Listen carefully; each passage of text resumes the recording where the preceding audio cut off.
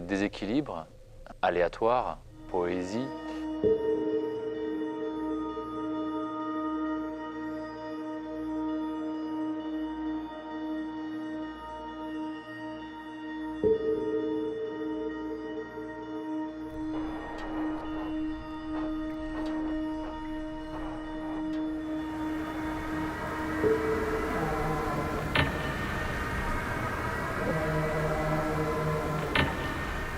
C'est pas facile de le décrire en une seule phrase, mais ce que je dirais, c'est que c'est l'histoire d'un homme qui est en permanence attaché, ses propres idées, ses propres pensées, ses propres réflexions.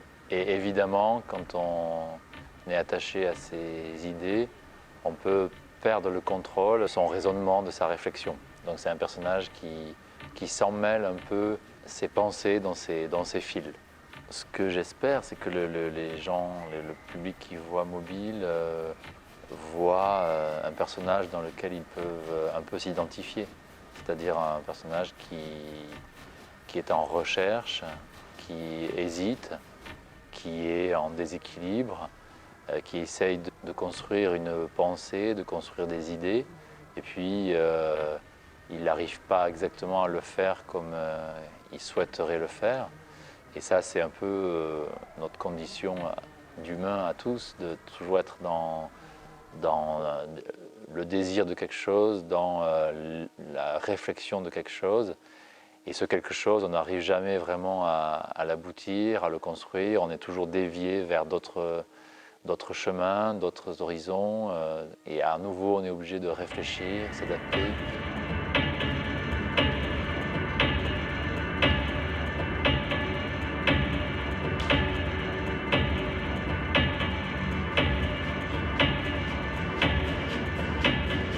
Et je crois que la magie du spectacle vivant entraîne quand même le spectateur à créer son propre univers, à créer sa propre magie. Alors que c'est vrai que dans le monde numérique, on lui donne tout ça. Au cinéma, on voit des gens voler sans fil. Mais au théâtre, on peut voler avec fil et trouver ça quand même beau.